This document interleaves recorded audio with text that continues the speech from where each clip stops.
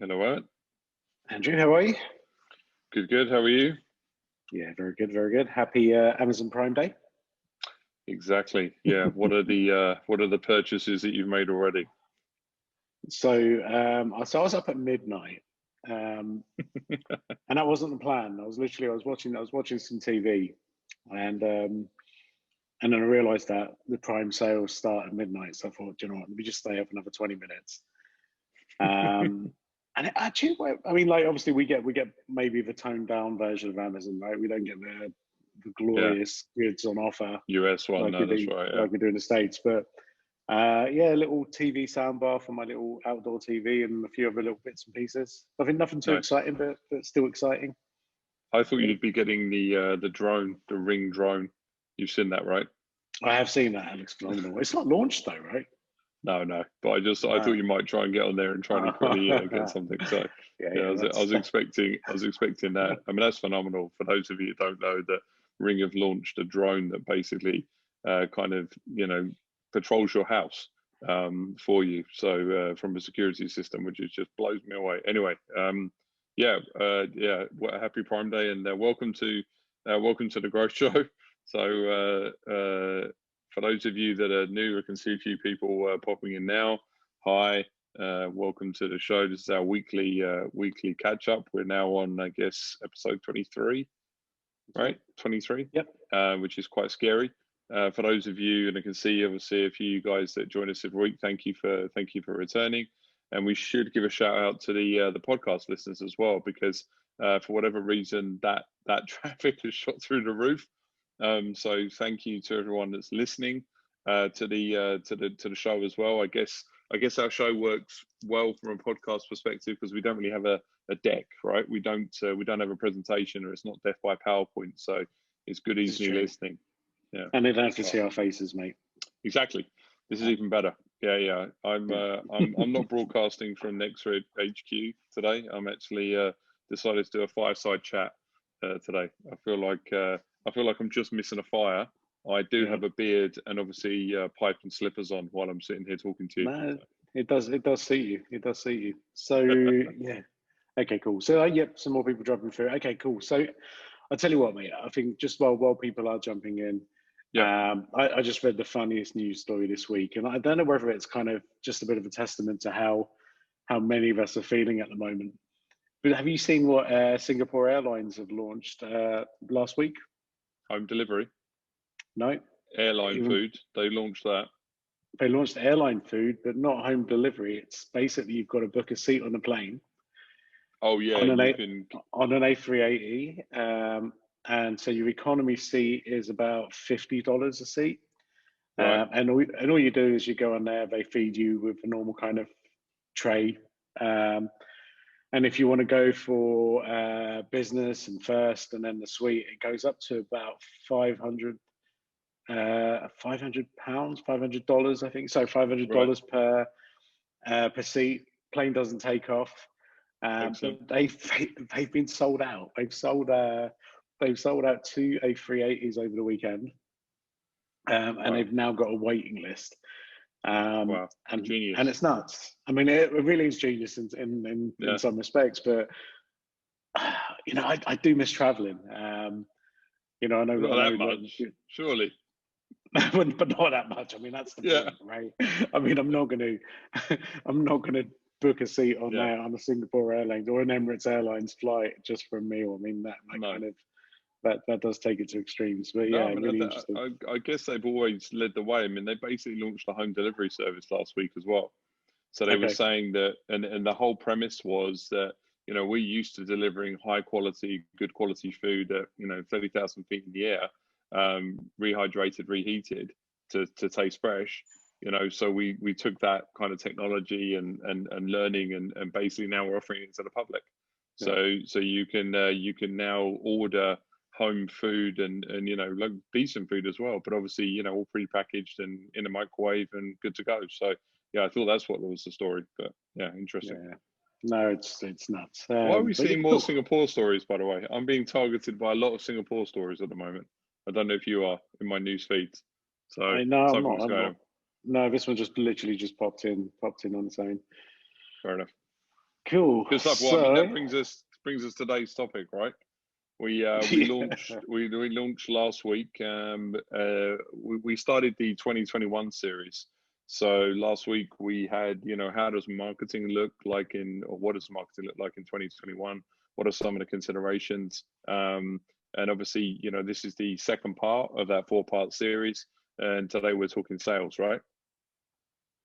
Yeah, and I think it just, which we had a really good response from last week's show. Yeah. Both from the podcast and from those who joined the show as well. So hopefully, I think we've got a lot more kind of value to add from a kind of sales perspective today. It's going to be really interesting. I feel like the reality is we're joking about sort of people, I don't know, missing flying and all that kind of stuff, but we're back to where we were numbers wise, pretty much around the world from where we were, say, 4 months ago. Exactly. And that's not a good sign, right? So if we're looking at, obviously in a lot of places now, the winter months, which seemingly had an impact earlier this year, sorry. We're almost feels like we're in some sort of crazy cycle where, we're going to be impacted, for the kind of foreseeable future, and that, I think certainly includes most of 2021. Yeah, definitely. Yeah, I mean, I think obviously. There's the points that we wanted to run through were, based on where we are now, what we were doing before, and then hopefully, how we can kind of improve things from a sales perspective moving into 2021. So as always, guys, if you have any questions, jump it on the Q&A or jump it on the chat. Happy to do that. And I think if you're listening, or if you're watching this at a later date, by all means, drop us an email. So you can drop us an email at growthshow@digitalnexa.com. So if you've got any questions or anything that you want to kind of fire our way, just send that over, and we'll be happy to answer any questions as well afterwards. Awesome, cool. So let's get cracking, Andrew. So I mean, our there's a few people who may have heard this before, but our journey together started because of sales, I guess, right? Yeah, totally. Many moons ago. Sales. Many moons ago, yeah. It was based around sales. We've told the story before, but a guy rocked up at my office, and he was basically selling mobile solutions, and I asked him which crazy guy sent you out into the marketplace selling mobile solutions when no one knows what mobile is. So pre iPhone. Pre iPhone. Oh, this was Nokia days. This was Sony Ericsson days. So yeah, that was that. And I was like, whoever sent you out, I need to meet that man, because he's either very cruel or just a genius in the making. Turns out you were that man. Yeah, you were very cruel. That's a cool guy. Turns out you were that forward-thinking gentleman that needed to have a mobile conversation probably 6 years before anyone else. And yeah, that kind of got us talking, and several, I guess, beers, salads, fried chicken later.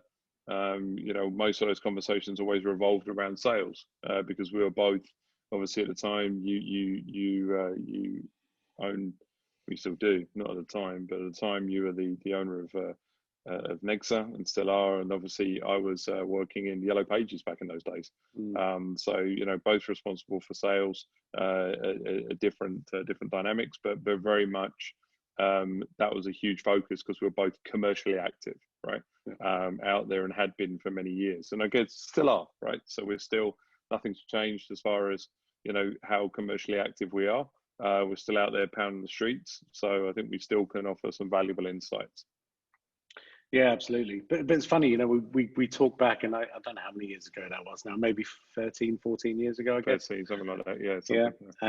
It's funny, right? I mean, because how much has really sales evolved and sales processes evolved during that time, right? If you look at everything that's around us, everything from a technology standpoint, what's really kind of changed, since those days when we used to, and in all fairness, we used to sit there we used to sit there moaning about salespeople, right? It was a reality because we never,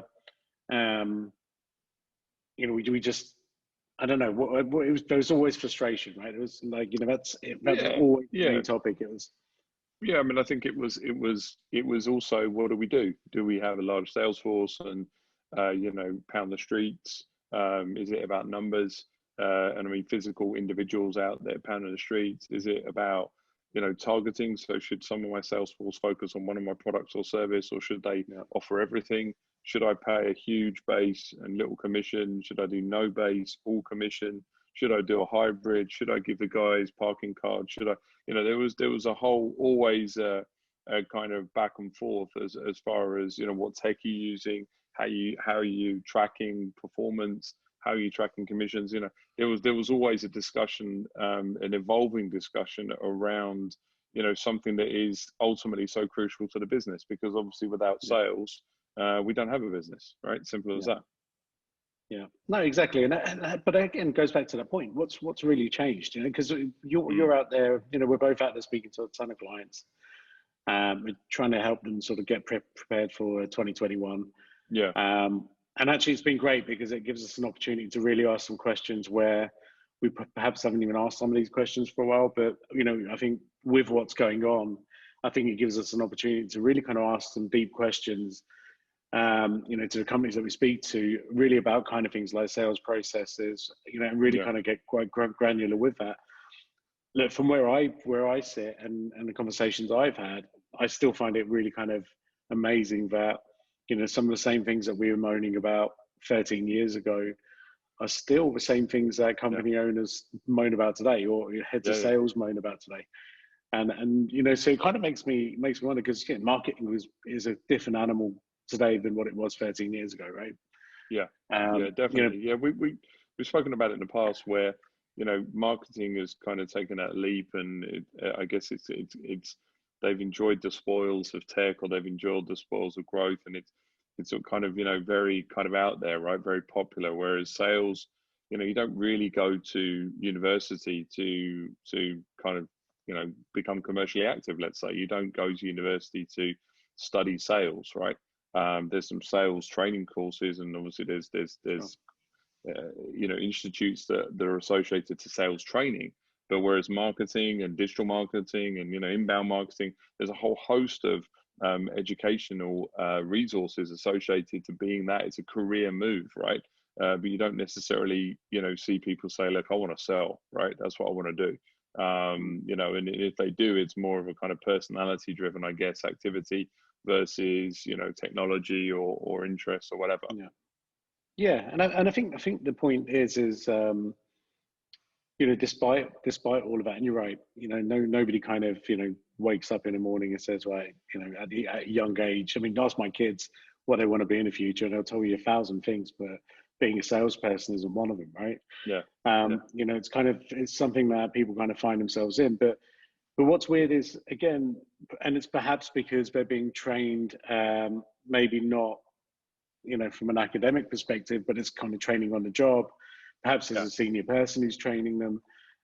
Maybe it's reasons like that where essentially people are told, this is how you sell. This is how we've yeah, always sold. This is what exactly. works and this is what doesn't work. So don't go and try something that doesn't work, right? And especially Yeah, with sales being such a kind of numbers and results um, based job, right? If you don't yeah, sell and you don't generate revenue, then done. you don't typically have a job. Nobody That's right. kind of keeps salespeople because they try hard. So although we have in the past, but Literally. but the point is that's not kind of how it works, right? And No, exactly. but the technology is there, and I think it's kind of it's wrong to say, okay, sales hasn't moved on.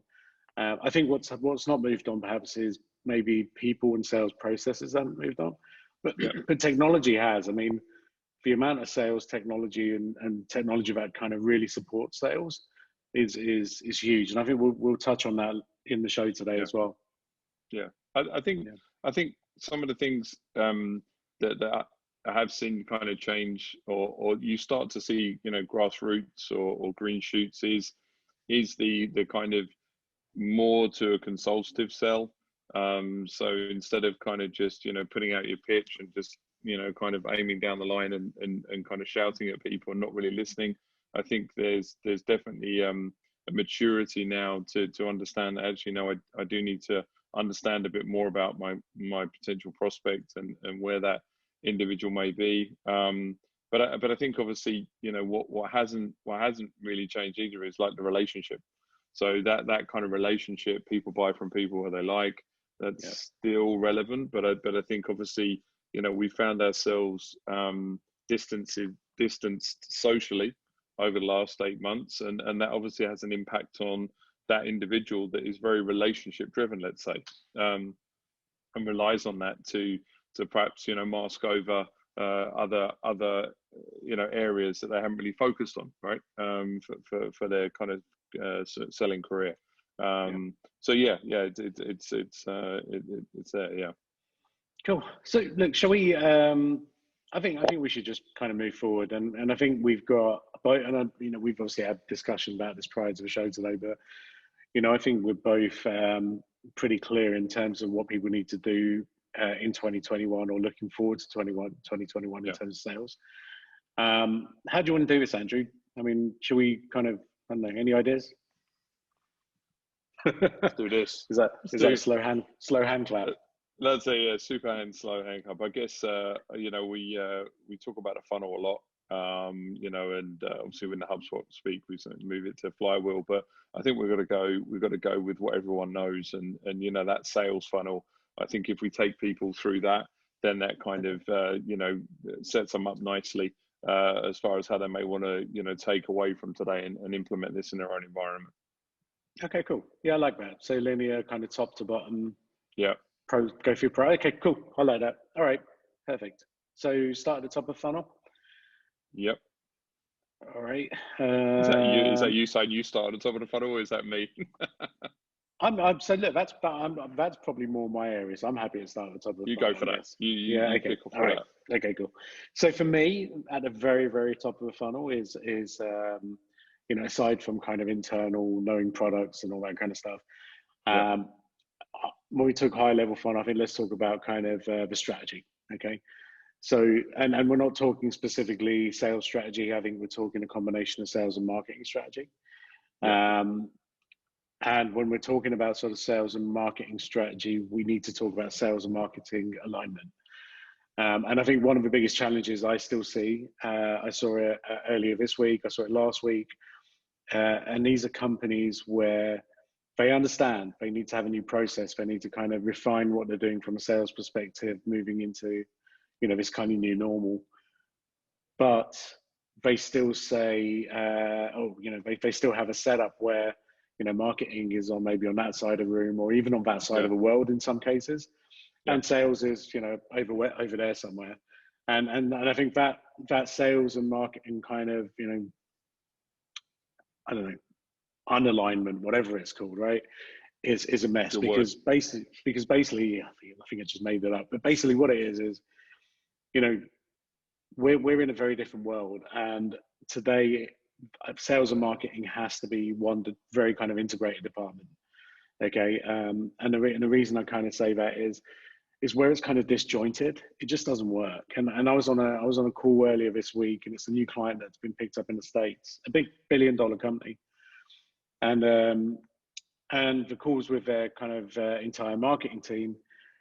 And it was really interesting. So they were like, look, the focus of this engagement is we're going to generate leads. We want to kind of, this is what we'll do. We want to create it for this sector. And I said, cool, what sector? And they're like, it's the healthcare and finance sectors. Great.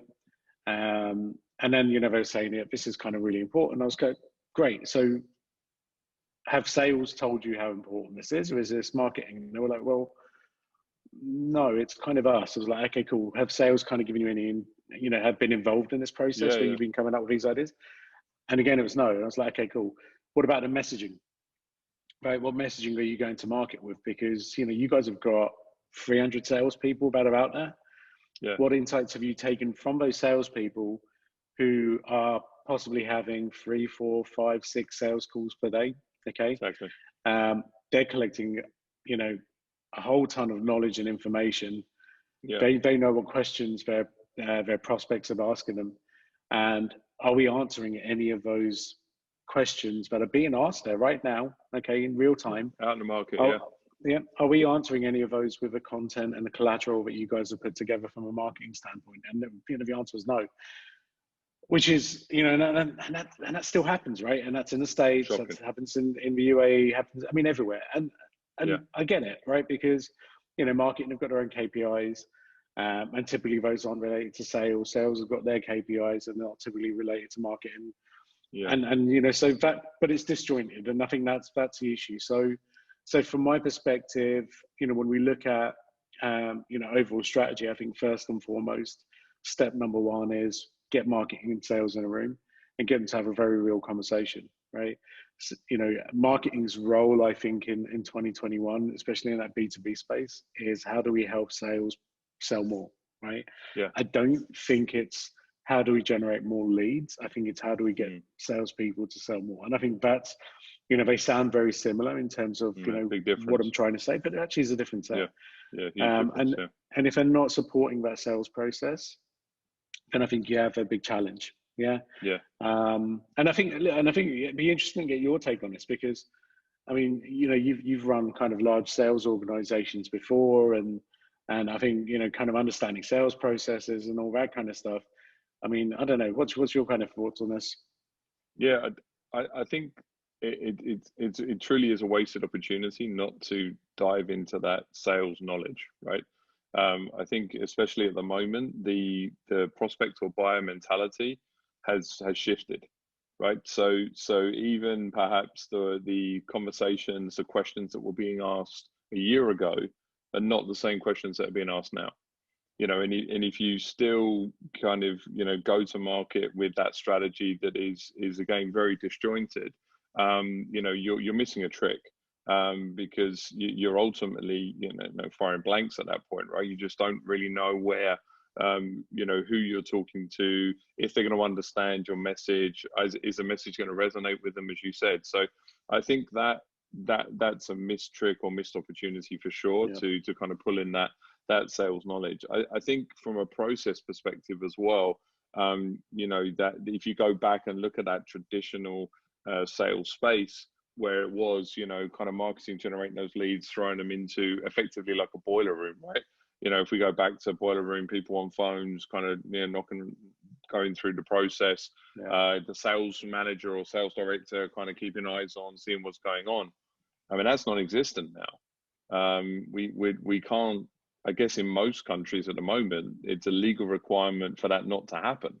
That boiler room and ringing the bell and that doesn't exist anymore, because obviously through social distancing, or perhaps organizations that have made the decision never to go back to the office. We heard from Microsoft this last week that that's it. You guys, you don't want to come back to the office, you don't have to. Simple as that. We'll work through a hybrid or whatever. So I think just some of that from a strategy and process perspective, that needs to be looked at as well. And I think that possibly in the past, where there may have been a reluctance for sales to engage with marketing, I think they now need each other more than ever, right? They need to make sure that they're feeding each other information, because ultimately, as you said, that is what is going to deliver business, not just leads, right? Yeah, no, I agree.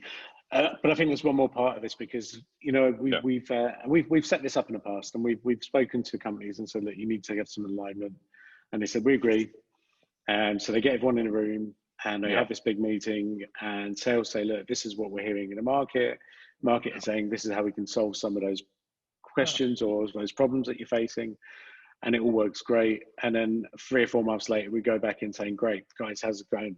And they're like, oh well, I'm not really sure how. I'm not really sure if marketing are doing too much now, and marketing are like, actually, I don't know what's happened to the leads that we've generated or the content we've created. And so I think, for the kind of missing point here, just in this side and the marketing and sort of sales alignment piece, is you need the technology that bridges both of that together. And and again, we've spoken, plenty of times about, the importance of a CRM, but the reason that's important, not just from an individual level, as individual salesperson's perspective of keeping track of what's going on, on a day-to-day basis, what's keeping track of their kind of leads and their prospects and their conversations. It's not just about that. But the fact is that if a salesperson is fully on top of the CRM, marketing can see exactly what's going on from a sales perspective. So they've now got eyes on potentially, leads that they've generated. So they can get some feedback. If they're tracking things properly, they can go back and look at different sources of leads and say, okay, well, look, these 10 leads seem to be progressing really well. Oh, these have come from Google. Again, real-time insights that allow them to kind of understand, where to spend budget and all of those different things as well. And then the flip side to that, sorry, mate, is marketing to sales handoff, right? So again, rather than, okay, marketing generating leads and then, sending an email to sales saying, hey, we've got some interest here, it's come from the website, or sending it to a sales director who's typically busy, but then when he finds time or she finds time, that gets fed into to the salesperson. Well, again, we can bypass all of that kind of nonsense. And again, leads get generated, and then within a split second, they get given to the salesperson via a CRM, and bang, right, the sales process can start. Yeah, I was just going to say, I think that possibly or historically, there's a reluctance to, from a sales perspective, sometimes to embrace, let's say, a CRM or some element of tracking, because I think the vision has been skewed. So from a sales professional perspective, it's monitoring, it's seeing what I'm up to. These are my leads, or I'm prospecting here or whatever, and I think you almost kind of need to release those chains and talk about visibility and the fact that by having true transparency and visibility on what's happening from a lead source or prospecting perspective, gives you the opportunity to make more informed decisions, right? So and ultimately, actually, it helps you, it aids you, it doesn't hinder you. It's not an element of Big Brother. It's essentially, we're all in this together, and I need to know what's happening with this particular lead or this prospect, because I spent X amount of dirhams or X amount of dollars for you to have a conversation. So I need to make sure that I'm not wasting your time or anything. So I think the positioning of that has to be very much back to the alignment, back to the strategy. This has to all hum.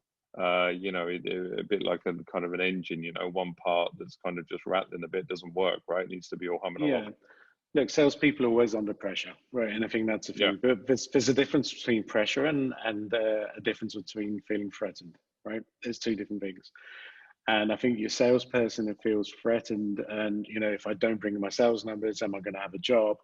I think is going to react very differently to someone who isn't feeling threatened, but just feels pressure, right? Because they're going to perform better, right? If they're threatened, right? Yeah, exactly. That's right. Yeah, exactly. Yeah, I will say that I did go into an organization here, and somebody, the sales director at the time, not me, was shaking a see-through bag of passports, and it was basically, okay, who wants to go home? Who wants to go home this month? Top prize for least amount of sales gets to go home, free trip to their home country. So works, right? Threats work. Wow, amazing. So sorry, you were saying the point is exactly that. Look, you've got to, different ways of kind of managing people produce different reactions, right? And exactly. And it's exactly what you were trying to say. But we've but I think that's the key, right? If you, it has to be explained. Again, we've seen organizations where they've thrown a CRM, right? And they've literally said, right, guys, here's a CRM, and from tomorrow this is what you do, and if you don't do it, you're in trouble. And that's not going to work, right? Unless people are kind of mentally invested into this and understand why they need to do it, they're not going to do it. Exactly. So I think that, so look, I think for me, top of funnel, it's very much about get that in place, and then and then we move on to, I guess, the next part of the funnel, right? Yeah. So I mean, that kind of prospecting piece, once we know we're kind of all aligned, I mean, lead generation as it sits, or prospecting, let's call it just prospecting, You know, I think considering where we are and moving into 2021, there are some considerations that we have to be made now. You know, there are things like, you know, we put it already, but there's more applied pressure because there's essentially more eyeballs on you, right? You know, there's limited budget, so what they're trying to provide to you in sales may be limited as well due to the budget. But ultimately, there's still may not be an alignment with limited budget, limited opportunity, but expectation on delivery. So looking at, you know, that is a challenge, and also I think just about the way that people do prospect. So, you know, there's still in large parts of the world, you know, pounding the streets, right? Premise-based sales, yeah. You know, it's not always practical to be sitting remotely. You sometimes have to go into, like, you know, a shipyard or, you know, construction site, or go in and have conversations or office-based activity. This is, you know, dropped off a cliff, right? You know, people are actively, again, being discouraged from, you know, socially interacting, either in a social or work sense. So even that whole kind of opportunity to go prospecting, there's kind of a lean on other things, right? Lean perhaps more on a reliance of, you know, the digital aspect, because I can't go and physically knock on doors. I mean, I still remember 20 years ago, first sales job in this part of the world, walking around, you know, a co-bar, knocking on doors, selling software, selling internet solutions, you know, just being able to do that. And although that was 20 years ago, up until March, there was still people doing that, right? And we know. Why do we know? Because we've had companies that have come to us and said, I can't do this anymore, right? What's open to me? So I think, you know, there is limited sales opportunities, so we have to kind of look at some of those different ones. I mean, how do you think it? You know, do you think it's changed the way that so that's prospecting, but do you think that it's changed the way people are trying to look for help? You know, the kind of potential buyers. Yeah, I do. Look, I think there's a couple of things, and these aren't new things, but typically happen at times of recession. Yeah. People don't take risks, and I think that's a really kind of important one, I think. Yeah. So I've spoken to companies and I've said, look, you know, think about the purchasing decisions that you've made, you know, in the last 7 or 8 months now, since we've been sort of, you know, locked down and COVID and all that kind of stuff. Yeah. What have you done? And they've been like, well, we've been much more cautious because we've had less money to spend. Yeah. We can't take risks. So this, you know, the risk of us spending money but making a purchase, making an investment, and it not working is something that we can't afford to do right now. Yeah. And so what we're seeing is, the way people are kind of searching for suppliers now, you know, they're looking for you know, credible suppliers, trusted suppliers. You know, for example, I mean, Facebook groups. You know, I'm a part of, you know, many, as I'm sure you are. But the amount of people that are asking for referrals, when, you know, that could have maybe, you know, just been an outbound call into them or something along those lines. But people are actually now saying, look, you know, I'm thinking of working with this company, or I'm looking for this product or service, and they almost want to kind of hear firsthand someone who's either worked with them, you know, someone that's, like I said, trusted in the industry, someone who's credible, someone who's sitting at the top of Google, someone who's got a lot of reviews. I mean, it could be all of these things, right? Where people are now maybe more conscious of things like that as opposed to price, right? Which I think is, you know, which kind of sounds contradictory in terms of where we are right now from a business perspective, where perhaps there's less budget. But I genuinely feel, and again, everyone I speak to in the B2B world who's making purchasing decisions, price is obviously a factor, but actually messing up by choosing the wrong supplier is something that they all try and avoid, right? And perhaps going with a cheaper supplier, you know, isn't the option right now. Yeah, and look, the challenges. I said to one guy last week, I was like, well, why? And he says, well, if I take a risk on a supplier, am I just risking my job? Yeah, Why would I do Yeah, that? very true. Yeah, and I think also, the fact is now that the challenge is, as we kind of continue in this time, that organizations, are failing. Organizations are, sadly kind of closing down and closing up shop, and these are some of the considerations that ultimately pop into people's head now. So, how long you've been, how long you've been in business, what are some of your kind of existing contracts you have in place? How have you changed? All of these questions that perhaps were well, actually even not asked in a sales kind of call.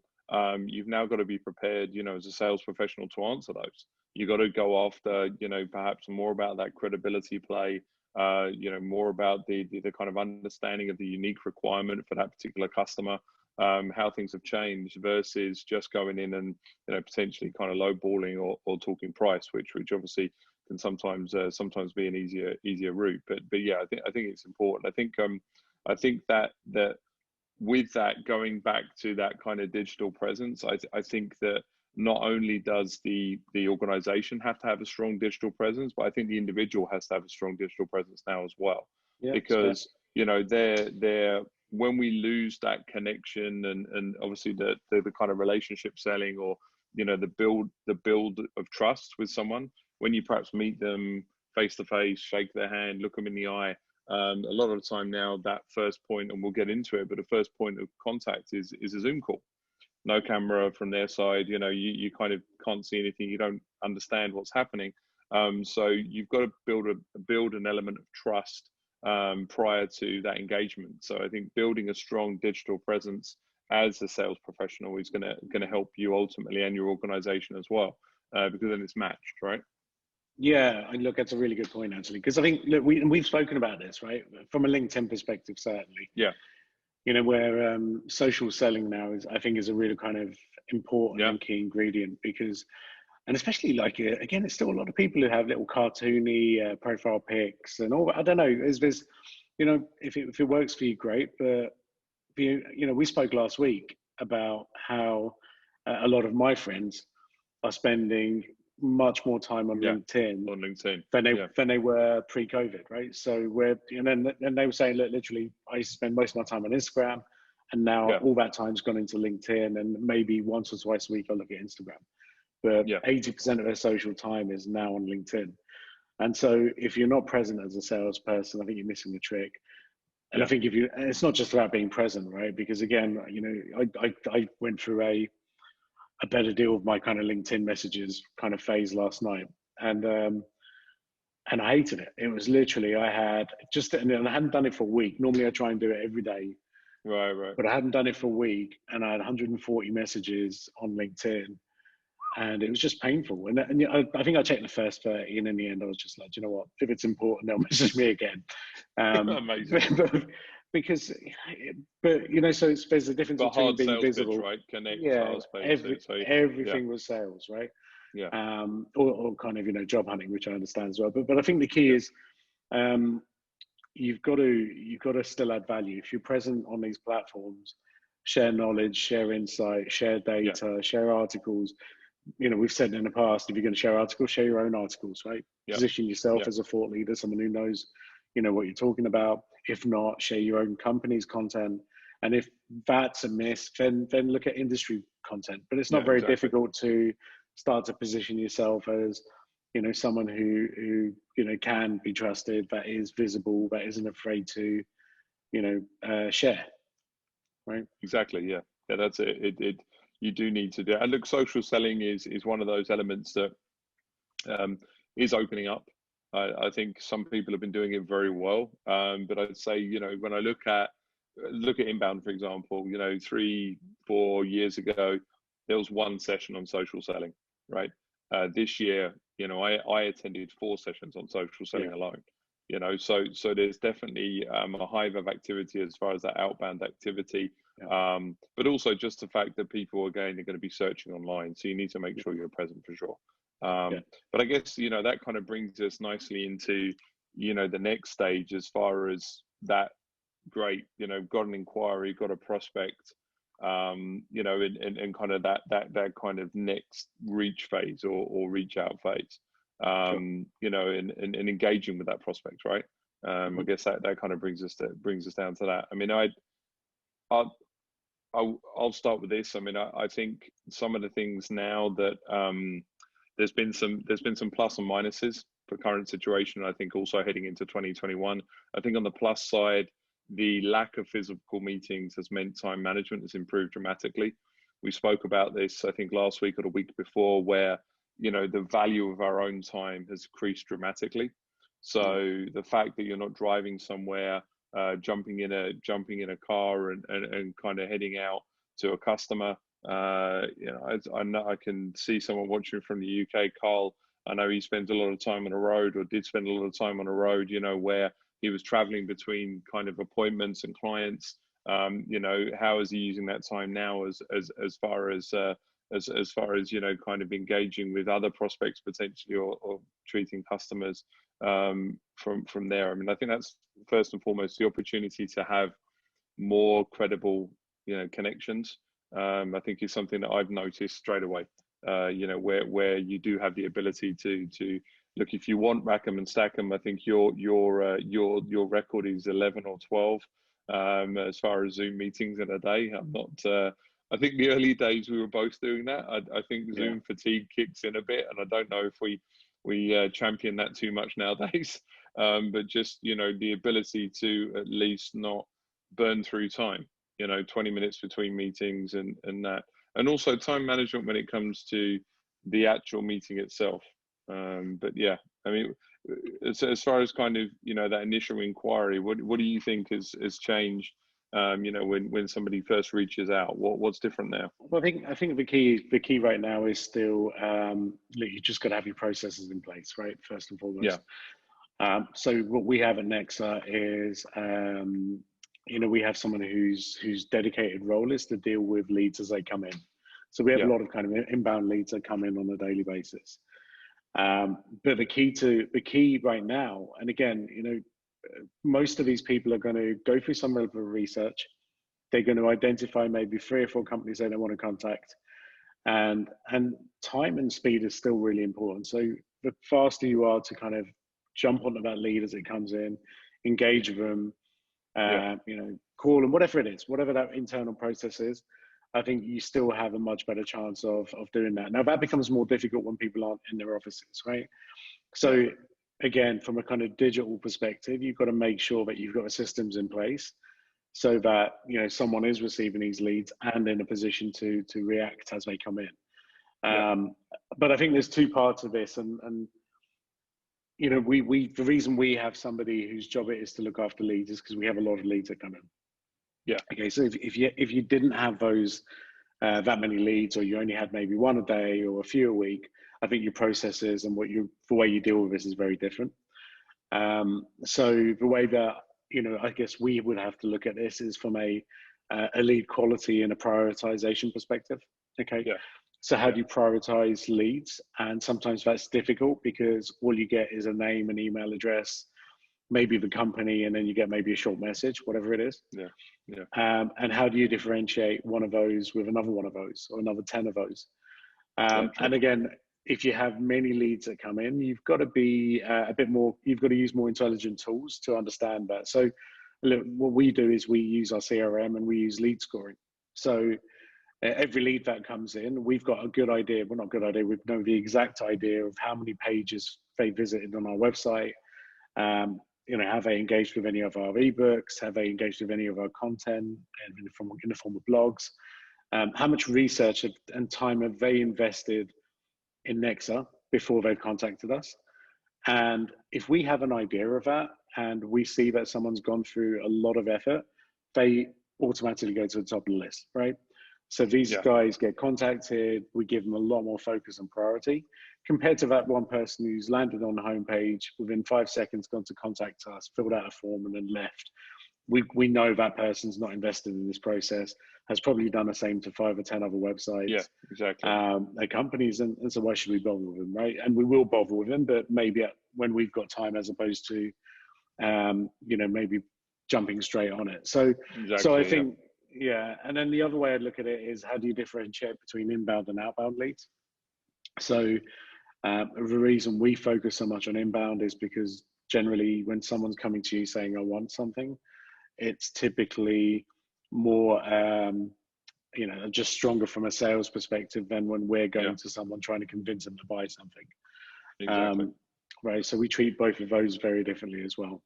But I guess just to go on just on our process, Andrew, and I think it'd be good for you to kind of carry on with this. But once we've figured out, okay, this is the right person, they're qualified.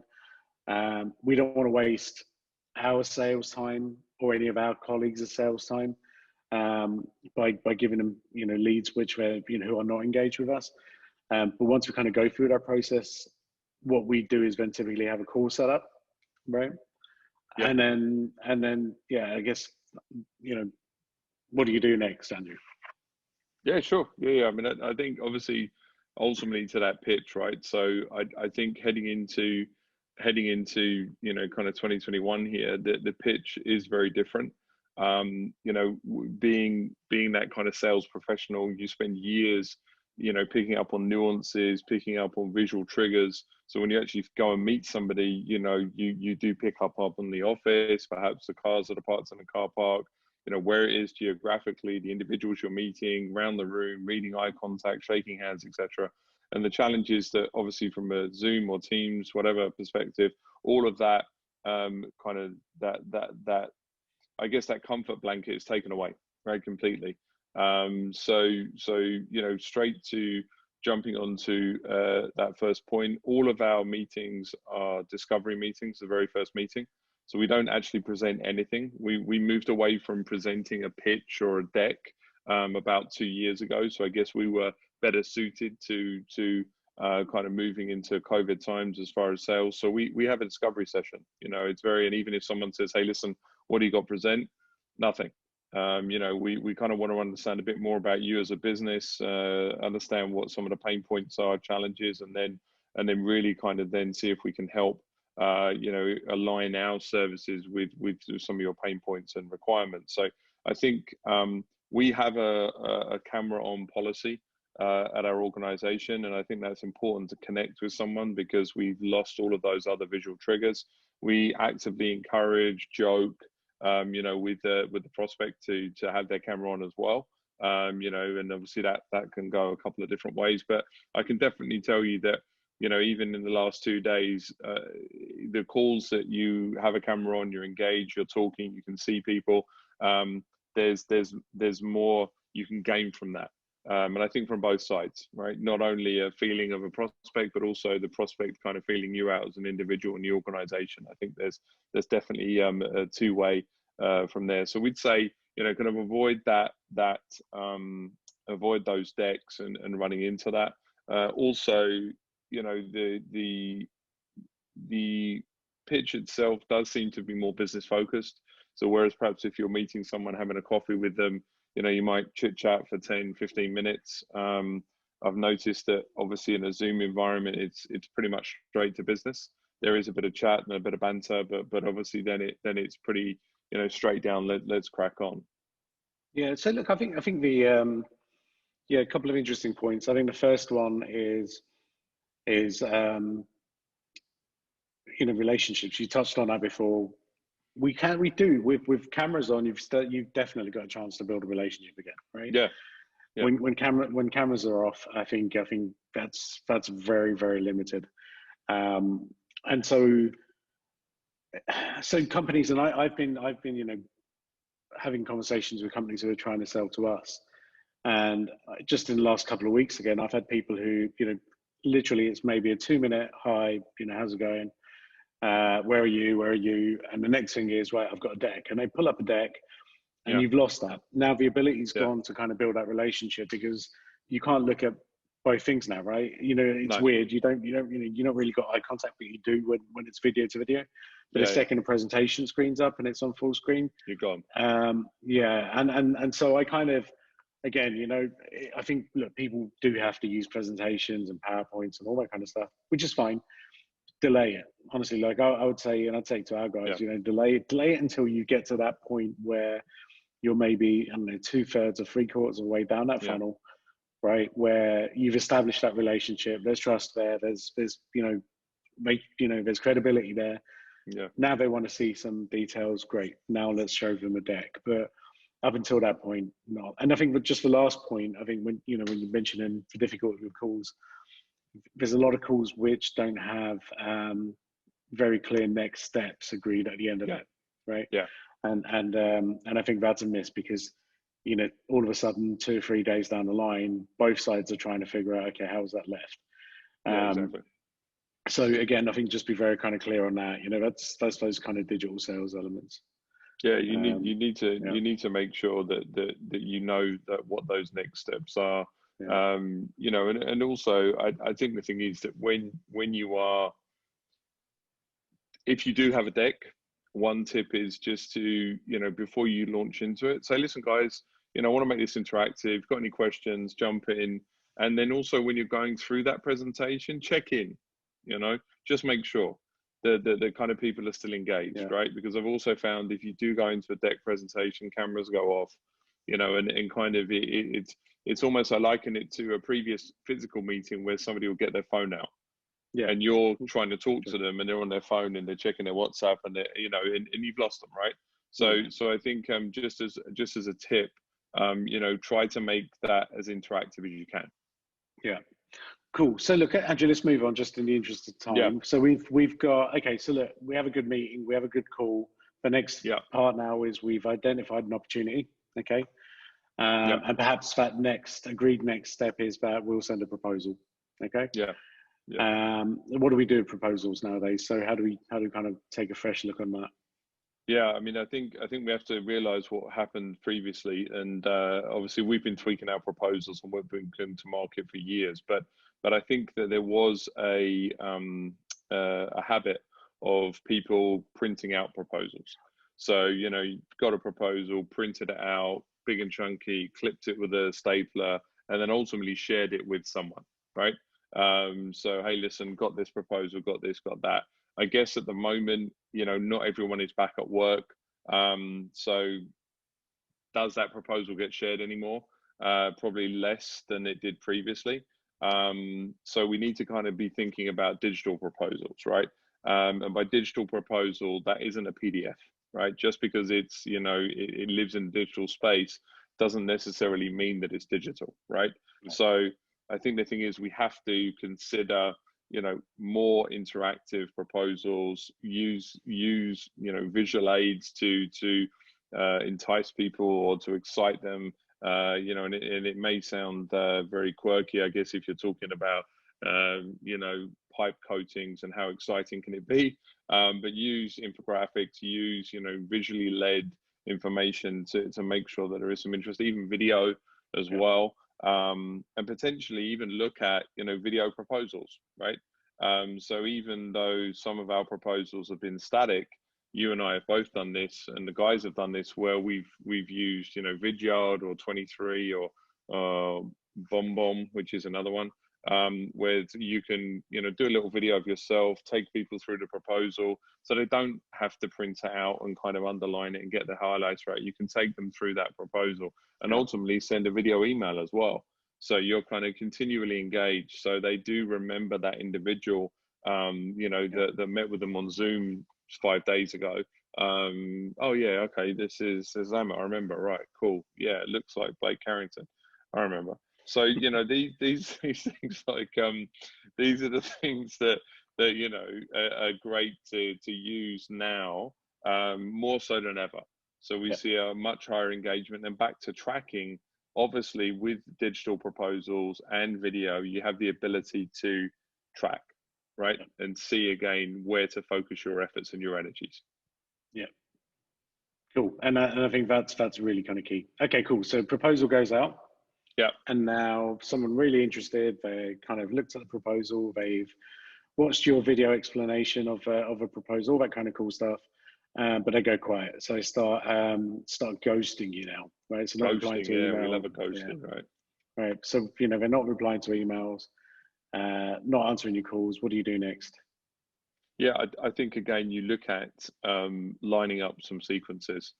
So I think here, there's an opportunity at a very basic level if you have no other technology in place, you can use the likes of kind of Drift. You can use even Gmail to, a very basic sequence that can go out, right? So you can time delay an email by a week, 10 days, 2 weeks, a month even, and just drop that in. Now, obviously, if you have something like a HubSpot and a kind of proper CRM, you are able to sequence some of those emails, and depending on how they react and how they open them, you can drip feed them those sequences. But at a very base level, through Office 365 or Gmail, you do have the ability to do some automated kind of follow-ups, right? Where you're not kind of wasting your time chasing your tail, chasing someone. We talk about it a lot of the time, in this part of the world, in the Middle East, where we are currently, no one likes to say no. It's really difficult to get a no answer, really difficult. So you don't want to waste your time chasing your tail, for sure. Yeah, and that last email, just make sure you kind of have a breakup email at the end of it. Definitely. And say, look, I won't be contacting you. You're not interested.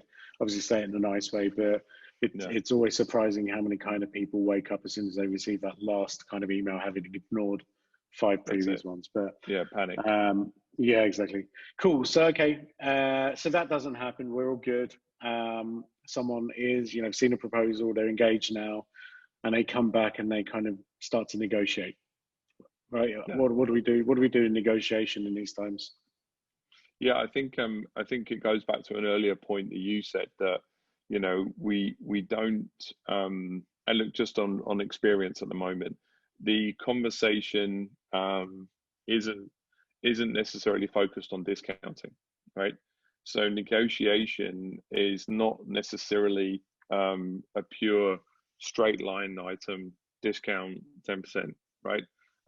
You can't treat it like this, and I think also you can't treat it like you're down the souk or the market trying to haggle for a watch. So we have to kind of realize, if we go back to the point that organizations now are looking for credibility, they're looking for value. So how does that value offer itself, right? And I think that's the positioning. I think it's a value add approach, because remember, they're risk averse, right? So it's more value or perceived value as opposed to just flat discounting through negotiation.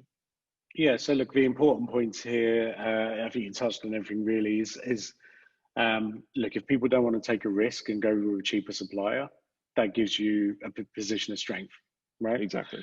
Yeah. Right. So and remind them of that, so especially if you do have a great track record, you've got credibility, you've got experience, tell them, why would you take a risk? Why would you take a risk? And you want the 18 to work on this. Why even risk your own job? I think you'd be as bold as that. I think the second thing, the value add, is really important. But again, I think because everyone's looking for a discount, because people kind of they're being asked, did you ask for a discount? So people are asking the question.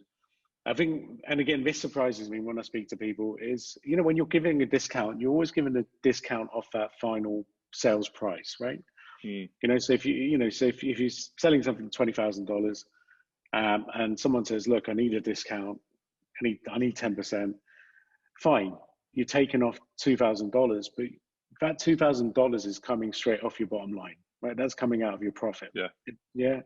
And so the challenge is if you're only making 3,000 from that deal in the first place, a 2,000 discount means that you're giving them a 66% discount, right?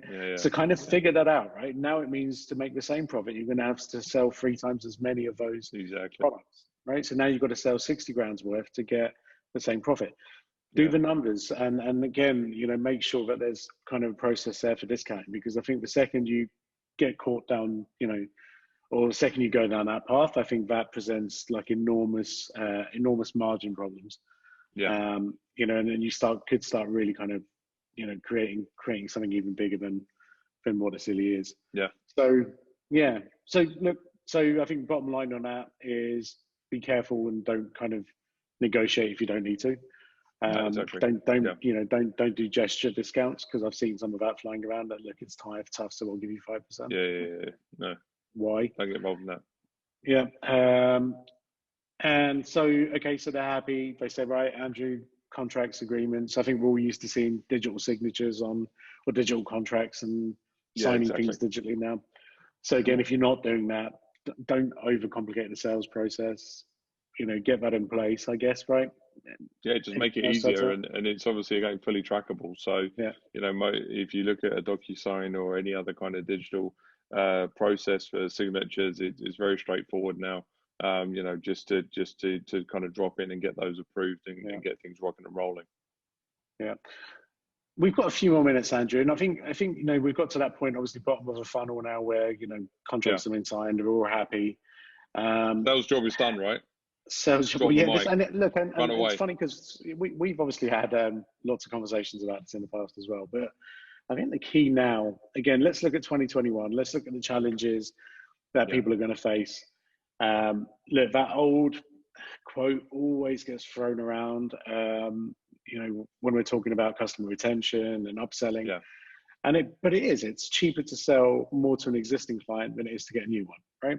yeah, And I think, again, that's something that companies need to really kind of understand, that look, keep your clients happy, and they're yeah, going to buy more things from you, and they're probably going to spend more money with you, right? yeah, yeah, And from a sales perspective, brilliant. Okay, that's what we want, because that means we don't have to sell as hard, because we've got someone who yeah, trusts us. Chances are, we've got an opportunity to put the price up, as opposed to start negotiating again, because they've seen some results or some impact or whatever it is. But I think one of the important things is these kind of handoffs, right? So, when yeah, we kind of, I think for sales people to continue to sell to existing clients, I think you said it perfectly, right? Sales job's done as soon as the contract's in place, move on to the next one. Well, yeah, actually, I think now in 2021 and new normal and all of that stuff, I think it comes down to actually how much involvement does that salesperson have from an operational standpoint moving yeah, forward, yeah, right? How often they're checking in, right? With that client and saying, hey, I know you're being looked after by someone else now, yeah, someone from my ops team, but how are you getting on? Is there anything I can yeah, help you with? I think things like that go a hell of a long way, right? And will kind of aid yeah. retention and upselling moving on, right? Yeah, I think we obviously spoke about it at the beginning of top of funnel with alignment with sales and marketing. I think sales and operations need to be fully aligned at the bottom. So, just Right. because you now have this customer, you can't take it as a given. You need to nurture them. And also, I think just if you did previously have the ability to potentially go and visit that customer, grab a coffee with them, grab a beer, that's been taken away. Yeah. So I think there's a consideration now that you can reach out, and also for the people that have always remotely sold. This applies for the same reasons. You need to make sure that that customer is being taken care of. Yeah. You've obviously worked incredibly hard to bring them to the table, right? Yeah. And they're getting fed now. So you've got to make sure that obviously they continue to be happy. And I think that's crucial. So definitely kind of make it a priority. As far as making sure that customer is happy on what you sold them, essentially, as Yeah. well. Look, and I think it's interesting, because I think sales and marketing alignment have been, it's a buzz term, right? It's a lot of people, we've been talking about it for the Yeah, last few years.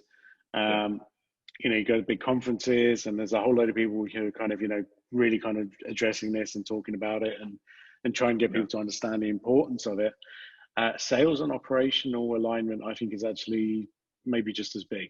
And especially, I yeah, think, moving into 21, 100%, where definitely. actually you're going to need to really understand exactly what's going on for a client, how happy they are. Do you need to step in because, hey, you are the guy that sold it, even though if something's messed up, it's not down to Yeah, you. But yeah, a salesperson is in that key position where they can really kind of smooth things over, get involved, show that they care.